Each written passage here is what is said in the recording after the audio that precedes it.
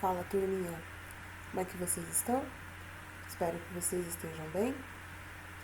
Vamos dar continuidade aos nossos estudos, à matéria, de onde nós paramos na sala de aula, depois desse período aí de descanso, de férias.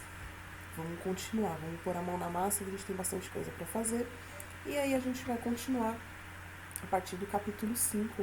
Né? Nós fizemos todo o capítulo 4 na sala de aula e agora nós vamos fazer o capítulo 5 do livro de vocês. Então, o capítulo 5, ele vai falar sobre uma mudança na Europa, uma mudança de visão na Europa. Então, nós vamos falar do renascimento comercial e do renascimento urbano. Então, por que renascimento? O que é renascimento? É trazer à vida algo que já existia. Renascer é isso, nascer de novo. Então, vai ser a parte onde o comércio ele volta a existir, ele já existia lá no Império Romano, deixou de existir por conta do feudalismo e agora ele passa a ser praticado novamente, e aí nós vamos chamá-lo de renascimento comercial. Em consequência do renascimento comercial, nós vamos ter também a volta das cidades. Elas já existiam no Império Romano, deixaram de existir por conta da invasão dos bárbaros, e aí a gente tem uma migração da população da cidade para o campo, onde a gente tem todo o desenvolvimento do feudalismo naquele período de 1000 anos, e aí nós temos então, por conta do renascimento comercial, o desenvolvimento das cidades novamente. E aí então nós vamos ter o renascimento urbano. Mas vamos começar lá do começo para a gente entender por que tudo isso aconteceu. Então, o renascimento comercial, ele vai ser uma consequência das cruzadas. Lembram das cruzadas? Aquela guerra promovida pela Igreja Católica para recuperar a Terra Santa, para recuperar Jerusalém e expulsar os árabes dali ou catequizá-los, cristianizá-los, para que eles se tornassem também fiéis da Igreja Católica. E aí, através das cruzadas, nós vamos ter uma grande consequência delas, que é a reabertura do mar Mediterrâneo. Lembra disso? E aí, então, os europeus eles vão perceber que eles podem, sim, ir até o Oriente, principalmente para trazer para a Europa, para comercializar especiarias, tecidos, porcelana, joias, cravo, canela, que são as especiarias principalmente, e que isso são produtos que vão trazer um rendimento muito positivo para eles. Além disso, eles vão trazer as moedas novamente para que elas possam circular como elas circulavam no Império Romano. Então, quais são os fatores que vão proporcionar o desenvolvimento do renascimento comercial? Vai ser só as cruzadas? Não. As cruzadas, na verdade, elas vão ser o chute inicial, o pontapé inicial para que toda essa mudança comece a acontecer. Além das cruzadas, nós vamos ter um crescimento tecnológico muito grande. Quando eu falo de tecnologia, óbvio, não estou falando de computador, celular, nada disso. Mas houve uma mudança, um avanço tecnológico na área da agricultura. Então, alguns instrumentos que eram feitos, por exemplo, de madeira passaram a ser feitos de ferro, como a charrua, por exemplo. Esses carros, esses instrumentos passaram a usar a força de animais como bois e cavalos para serem puxados, então o rendimento era muito maior. Consecutivamente, a produção ela era maior. Se produzia mais, as pessoas comiam melhor. Se comiam melhor, viviam mais. Então, nós temos aí também, além das cruzadas e do desenvolvimento tecnológico, nós temos aí um crescimento demográfico. Demografia está diretamente ligada à população, então nós temos um crescimento na população. Olha só, tem um gráfico aqui mostrando isso para vocês. Então, no ano 1000, por exemplo, nós tínhamos aí na Europa 22 milhões de habitantes, mais ou menos. No ano 1300, nós já tínhamos 50. Então, olha só, em 300 anos, olha quanto que aumentou. Né? Mais ou menos 28 milhões, mais ou menos, de pessoas aumentou em 300 anos. Então, nossa, mas 300 anos, mas é muita gente por um período de tempo relativamente curto, se você for fazer as devidas proporções. Por quê? Por conta desse avanço tecnológico. Outra questão que nós vamos ter também vão ser as rotas comerciais através da descoberta por conta da reabertura do mar Mediterrâneo. Olha só, aqui nós temos um mapa que mostra as rotas comerciais que passaram a existir a partir da reabertura do mar Mediterrâneo. Então, esses europeus começaram a ir com muita frequência para a Europa, trazer produtos para serem muita frequência para o Oriente, trazer produtos para que fossem comercializados na Europa. E aonde esses produtos vão ser comercializados? E aí não vai ser mais a base de troca, não vai ser produto por produto. Nós vamos ter aí a circulação de moedas. Aí assim, agora eu vou entregar o meu produto para você e você vai me pagar com moedas. Então eu vou ter novamente a circulação do dinheiro, a circulação de moedas ali naquele comércio. Onde que eu vou comercializar tudo isso?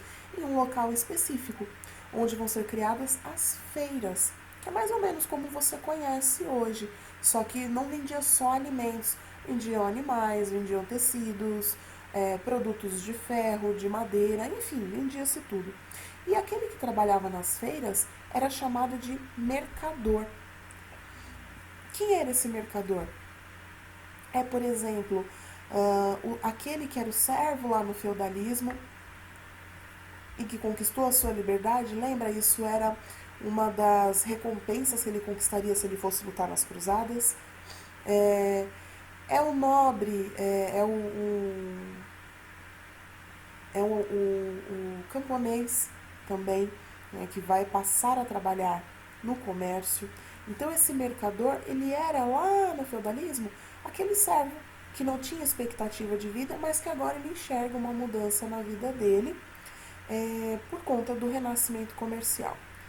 E aí, como eu falei para vocês, em consequência do renascimento comercial, nós vamos ter a criação, o surgimento de uma política econômica que existe até hoje, que é o capitalismo. O que é o capitalismo? É o acúmulo de capital, o acúmulo de dinheiro. Agora, se lá no feudalismo, para você ser caracterizado como uma pessoa rica, bem de vida, você tinha que ter acúmulo de terras, agora com o capitalismo, você tem que ter acúmulo de dinheiro, acúmulo de capital. E quem é que vai ter esse acúmulo de capital? O mercador. Esse mercador, ele precisa se estabelecer em algum lugar que seja próximo das rotas comerciais, porque é onde ele faz o comércio dele, é onde acontecem as feiras. Então, esses mercadores, eles vão construir casas, umas próximas das outras, e cercar essas casas por muros de pedra.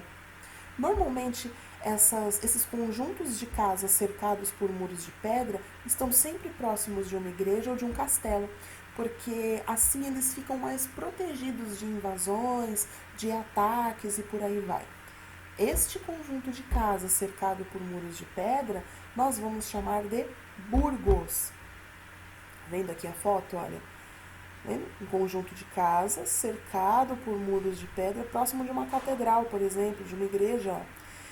Esse cenário aqui, esse conjunto, nós vamos chamar de burgos. E as pessoas que moravam nesses burgos, elas vão ser chamadas de burgueses.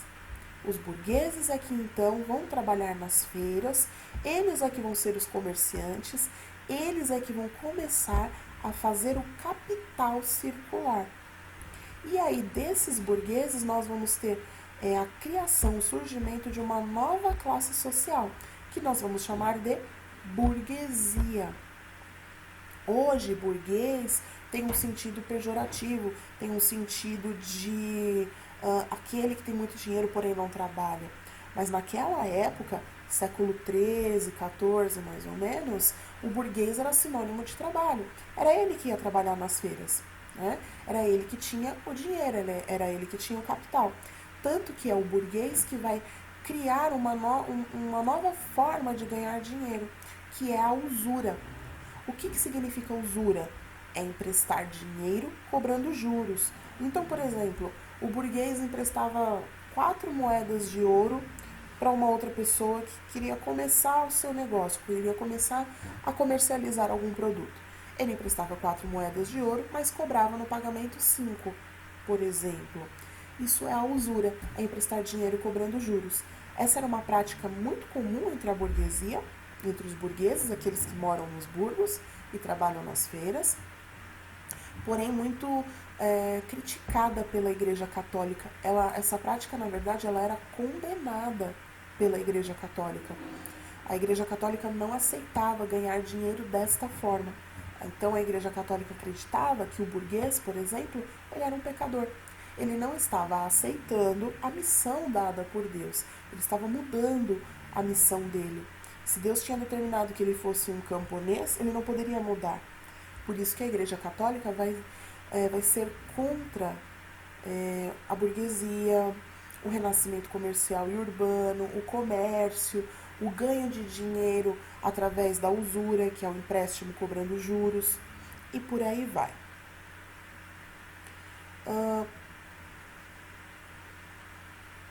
Então, turminha, sobre renascimento comercial e urbano, olha, aqui a gente tem um outro exemplo de Burgo, por exemplo.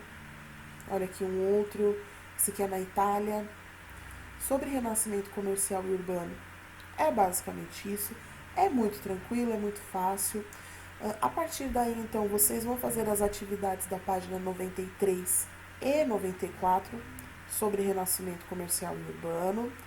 Tudo que vocês precisarem para fazer essas atividades está aqui neste vídeo, está no livro de vocês, mas ficou com dúvida, quer fazer uma pergunta, quer saber algo mais, põe nos comentários desse vídeo, comenta lá, e aí nós vamos fazer um vídeo para tirar todas as dúvidas de vocês, tá bom? Por hoje é só, pessoal. Fiquem bem, fiquem tranquilos aí. Beijo, até a próxima. Tchau!